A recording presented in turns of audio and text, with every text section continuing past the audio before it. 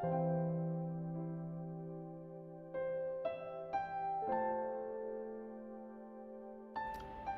selamat pagi jemaat yang dikasihi dalam Tuhan. Bersyukur untuk kebaikan Tuhan yang terus kita rasakan hari demi hari. Sebelum kita akan bersama-sama merenungkan kebenaran firman Tuhan, mari kita bersatu di dalam doa. Tuhan, terima kasih untuk kebaikan Tuhan yang terus kami rasakan setiap hari. Terima kasih juga untuk penyertaan Tuhan di dalam istirahat kami malam hari ini. Dan pagi ini kalau kami boleh bernafas, kami boleh bergerak, kami boleh hidup, kami tahu ini semua adalah datang dari Tuhan dan anugerah yang begitu luar biasa kami boleh terima dan kami rasakan. Biarlah kami juga boleh terus belajar untuk memuliakan Tuhan melalui setiap hal yang kami lakukan dan kami kerjakan. Tuhan, pagi ini kami akan bersama-sama merenungkan firman Tuhan. Biarlah Tuhan boleh tolong kami, bantu kami, agar kami dapat memahami kebenaran firman Tuhan yang dalam dan kaya ini. Terpujilah namamu Tuhan, demi Yesus kami berdoa dan bersyukur. Amin. Saudara sekalian, kita akan melanjutkan pembahasan kita pada hari ini terambil di dalam Yesaya pasal yang ketiga, dan saya akan bacakan beberapa ayat di dalam bagian ini. Yang pertama dari ayat 1 hingga ayat yang ke-9, lalu ayat 12 dan ayat yang ke-16. Demikian firman Tuhan. Maka sesungguhnya Tuhan semesta alam akan menjauhkan dari Yerusalem dan dari Yehuda setiap orang yang mereka andalkan, segala persediaan makanan dan minuman, pahlawan dan orang perang, hakim dan nabi, petenung dan tua-tua, perwira dan orang yang terpandang, penasehat dan ahli sihir, dan orang yang paham mantra. Aku akan mengangkat pemuda-pemuda menjadi pemimpin mereka, dan anak-anak akan memerintah atas mereka. Maka bangsa itu akan mendesak seorang kepada seorang, yang satu kepada yang lain. Orang muda akan membentak-bentak terhadap orang tua, orang hina terhadap orang mulia. Sehingga apabila seorang memegang saudaranya di rumah ayahnya dan berkata, "Engkau masih mempunyai jubah, jadilah pemimpin kami dan reruntuhan ini di bawah kuasamu." Maka pada waktu itu saudaranya akan menjawab, "Aku tidak mau menjadi tabib, di rumahku tidak ada roti dan tidak ada jubah. Janganlah angkat aku menjadi pemimpin bangsa. Sungguh Yerusalem telah runtuh dan Yehuda telah rubuh sebab perkataan mereka dan perbuatan mereka melawan Tuhan dan mereka menentang kemuliaan hadiratnya." Ayat yang ke-12, "Adapun umatku, penguasa mereka ialah anak-anak dan perempuan-perempuan memerintah atasnya.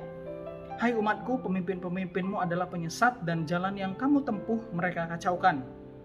Ayat yang ke-16, Tuhan berfirman, "Oleh karena wanita Sion telah menjadi sombong dan telah berjalan dengan jenjang leher dan dengan main mata berjalan dengan dibuat-buat langkahnya dan gemerincing dengan giring-giring kakinya." Sedemikian jauh pembacaan firman Tuhan pada pagi hari ini. Jemaat yang dikasihi di dalam Tuhan, apakah saudara sekalian pernah melihat satu tanaman bernama Western Australian Christmas Tree? Jika saudara sekalian belum pernah melihatnya, saya akan tampilkan fotonya bagi kita sekalian. Saudara sekalian, pohon Western Australian Christmas Tree adalah tanaman yang sangat indah, bukan? Dia memiliki warna yang cerah dan juga menawan. Saya saja menyukainya, apalagi para ibu-ibu yang suka berkebun pasti langsung terperangah ketika melihat tanaman tersebut. Saudara yang dikasih dalam Tuhan, terlepas dari keindahan tanaman ini yang begitu menawan, tahukah kita sekalian bahwa tanaman ini sebenarnya masuk di dalam jenis tanaman parasit? Western Australian Christmas Tree adalah parasit yang menempel pada pohon atau tanaman dan kemudian menyerap nutrisi air yang mengalir di dalam batang pohon tersebut yang ditungganginya, sehingga pohon atau tanaman tersebut menjadi kering dan tidak bertumbuh. Sementara di sisi yang lain, Christmas tree itu bertumbuh menjadi satu tanaman yang cantik dan memukau kita. Bukankah hal ini menjadi sebuah ironi, saudara sekalian? Saudara, terlepas dari sama halnya dengan pohon Christmas tree Western Australian tadi, bangsa-bangsa di luar Israel seperti bangsa Asyur, bangsa Babel, dan juga Aram mungkin terlihat cantik, menggiurkan, dan seakan dapat mendukung kekuatan militer dari bangsa Israel Yehuda. Tetapi sebenarnya saudara sekalian, pada kenyataannya tidak begitu. Justru kehadiran bangsa-bangsa yang ada di sekitar Israel itu menjadi seperti semacam parasit yang justru dapat merugikan dan merusak bangsa Israel Yehuda itu sendiri. Saudara sekalian, apa yang bisa rusak bila Israel Yehuda menjalin kerjasama dengan mereka? Yang pertama, saudara sekalian, bahwa keyakinan iman daripada bangsa Israel Yehuda dapat hancur dan rusak ketika mereka menjalin kerjasama dengan bangsa-bangsa di luar daripada Israel, saudara sekalian. Saudara dapat perhatikan di frasa di ayat pertama, di sana dituliskan Tuhan semesta alam. Saudara sekalian, kalimat Tuhan semesta alam ini sebenarnya merupakan satu proklamasi yang dinyatakan oleh Tuhan melalui nabinya, yaitu Yesaya, bahwa sebenarnya Allah yang mereka percaya dan mereka imani, Allah yang membawa mereka keluar dari perbudakan menuju satu tanah perjanjian itu adalah Allah yang perkasa dan Allah yang berdaulat. Allah yang mereka yakini dari nenek moyang mereka adalah Allah yang melebihi seluruh pemerintahan dan kerajaan yang ada di sekitar bangsa Israel. Dan seharusnya pemahaman ini menggiring mereka untuk terus berada di jalan iman yang benar di dalam Allah Yahweh itu sendiri. Namun belakangan saudara, kalau kita terus membaca di dalam kitab Yesaya ini, kita melihat bahwa bangsa Israel Yehuda ternyata tidak seperti itu saudara. Mereka melakukan zina rohani dan mereka lebih memilih untuk percaya kepada bangsa-bangsa lain ketimbang kepada Allah Yahweh itu sendiri. Maka dari itu di dalam Yesaya 40 saudara, di sana dituliskan bagaimana jinah rohani, jinah spiritual yang dilakukan oleh bangsa Israel Yehuda kepada Allah Yahweh itu sendiri. Di sana dituliskan, jadi dengan siapakah hendak kamu samakan aku, kata Allah, dan apa yang dapat kamu anggap serupa dengan aku? Patungkah tukang besi menuangnya dan pandai emas melapisinya dengan emas, membuat rantai-rantai perak untuknya? Tidakkah kamu tahu dan tidakkah kamu dengar? Tidakkah diberitahukan kepadamu dari mulanya? Tidakkah kamu mengerti bahwa dari sejak bumi ini ada, akulah yang meletakkan dasar bumi itu? Saudara, dengan jelas sekali di sini Allah Yahweh menyampaikan satu pesan melalui Nabi Yesaya kepada bangsa Israel, bahwa Allah yang mereka yakini, Allah nenek moyang mereka, adalah Allah yang perkasa, Allah yang berdaulat, Allah yang dapat melepaskan mereka dari seluruh bahaya, dari seluruh hal-hal yang mungkin menjadi pergumulan dari bangsa itu sendiri, saudara. Tetapi ketika mereka menjalin kerjasama dan lebih percaya kepada bangsa lain, maka iman mereka, keyakinan mereka bisa rusak.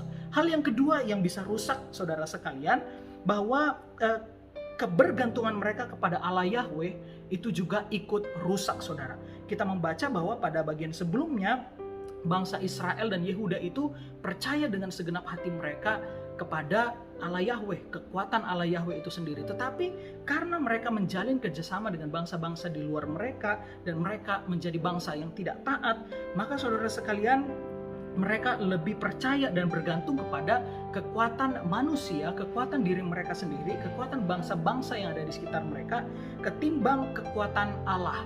Dan hal ini tidak disukai oleh Allah. Yang ketiga, saudara sekalian, yaitu ketika bangsa Israel menjalin persekutuan dengan bangsa-bangsa di sekitar mereka, maka kesetiaan mereka otomatis juga akan rusak, saudara. Saudara sekalian, dan ketidaksetiaan bangsa Israel ini nantinya kita akan melihat akan menghantarkan mereka pada penghukuman Allah yang sangat mengerikan. Saudara, pada intinya Allah tidak menginginkan Israel Yehuda itu mengalami kerusakan dan mengalami penghukuman daripadanya.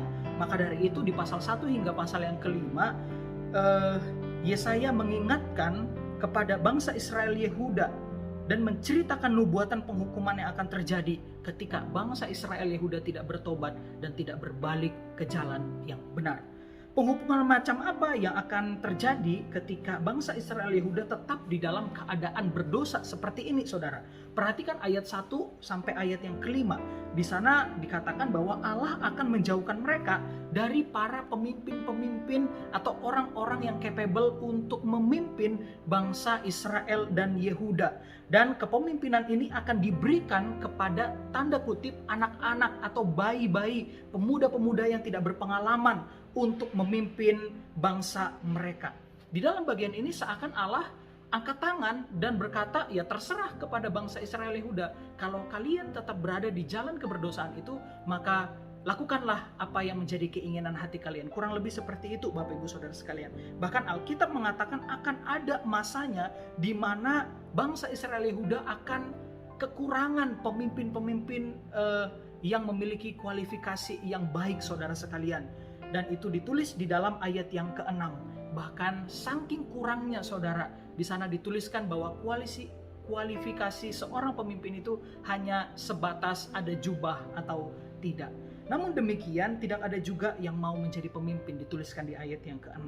Saudara sekalian, juga melalui pasal yang ketiga ini dituliskan dosa-dosa dari bangsa Israel. Misalkan di ayat yang ke-8, ayat yang ke-9, dan ayat yang ke-16 yang kita baca tadi. Ada dosa kesombongan, lalu kemudian ada dosa seksual yang dilakukan oleh bangsa Israel Yehuda. Dan itu menjadi penyebab keruntuhan daripada mereka. Saudara, apa yang kemudian bisa kita pelajari di dalam bagian ini? Yang pertama, saudara sekalian, jangan pernah mengabaikan perintah atau peringatan Tuhan di dalam kehidupan engkau dan saya. Allah dapat memperingati kita melalui siapa saja, saudara. Bisa jadi melalui teman kita, bisa jadi melalui tetangga kita, bisa jadi melalui teman di kantor kita, teman di gereja kita, melalui media radio, melalui khotbah, YouTube, kebaktian doa pagi, dan lain sebagainya, saudara sekalian. Pada intinya, jangan abaikan peringatan Allah yang kita dengar di dalam hidup ini, saudara. Allah sama sekali tidak menyukai yang namanya dosa, dan Ia akan menghukum setiap orang, setiap mereka, bahkan anak-anaknya, umatnya yang berani menentang dan tidak melakukan kebenaran firman Tuhan. Maka dari itu firman Tuhan pada pagi hari ini mengingatkan kita agar kita bertobat dan berbalik dari jalan kita sebelum penghakiman itu datang. Yang kedua, yang dapat kita pelajari di dalam bagian ini, perhatikanlah kehidupan kita saat ini, saudara. Adakah hal-hal yang tidak sesuai dengan perintah Allah dan tidak sesuai dengan kebenaran Allah? Entahkah itu bisa jadi dosa moral kita, saudara. Keinginan kita untuk mencuri, keinginan kita untuk membenci sesama, keinginan kita untuk membalas dendam, keinginan kita untuk melakukan hal-hal di luar daripada firman Tuhan. Saudara sekalian, jika hal-hal itu masih ada di dalam hati kita, maka hendaklah kita bertobat dan berbalik kepadanya. Jika ada keinginan hati yang lebih besar untuk lebih mempercayakan hidup kita di luar daripada bergantung sepenuhnya kepada Tuhan, maka seharusnya kita boleh belajar untuk tidak demikian, dan kita kembali mendesain ulang hati kita untuk bisa memiliki keyakinan yang penuh kepada Tuhan. Yang ketiga, saudara sekalian, di atas semua nubuatan dan kehancuran yang dituliskan oleh Nabi Yesaya di dalam pasal 1 hingga pasal yang ke-12, satu rangkaian ini kemudian ditutup dengan satu berita pengharapan bahwa akan ada Mesias yang datang, saudara sekalian. Di ayat Yesaya 11 ayat 1 dan ayat 3 sampai ayat yang keempat, di sana dituliskan suatu tunas akan keluar dari tunggul Isai, dan taruk yang akan tumbuh dari pangkalnya akan berbuah. Ya, kesenangannya ialah takut akan Tuhan. Ia tidak akan menghakimi dengan sekilas pandang saja atau menjatuhkan keputusan menurut kata orang, tetapi ia akan menghakimi orang-orang lemah dengan keadilan dan akan menjatuhkan keputusan terhadap orang-orang yang tertindas di negeri dengan kejujuran. Ia akan menghajar bumi dengan perkataannya, seperti dengan tongkat, dan dengan nafas mulutnya ia akan membunuh orang yang fasik. Nubuatan ini kita temukan, saudara sekalian, di dalam diri Yesus, di dalam perjanjian baru. Saudara sekalian, ingatlah khotbah beberapa minggu di dalam kebaktian umum kita di channel YouTube GKY Palembang, saudara sekalian. Beberapa waktu terakhir ini kita terus diingatkan tentang penghakiman Tuhan di akhir kehidupan kita. Dan biarlah saudara sekalian, pesan tentang penghakiman Tuhan itu seharusnya juga boleh menjadi tanda awas bagi setiap kita, agar kita tidak asal menjalani kehidupan ini, tetapi kita betul-betul memperhatikan jalan hidup kita, memperhatikan kelakuan kita, memperhatikan apa yang kita kerjakan di dunia ini. Apakah yang kita lakukan dan kerjakan itu sesuai dengan prinsip kebenaran firman Tuhan atau tidak? Janganlah kita bermain-main dengan peringatan daripada Tuhan, dan biarlah kita juga boleh bertobat dan kita menjalani hidup kita dengan kudus dan takut akan Dia. Biarlah kebenaran firman Tuhan hari ini juga boleh mengingatkan kita dan mendorong kita untuk tetap semangat menjalani pekerjaan dan aktivitas kita sepanjang hari ini. Tuhan Yesus memberkati kita sekalian. Amin.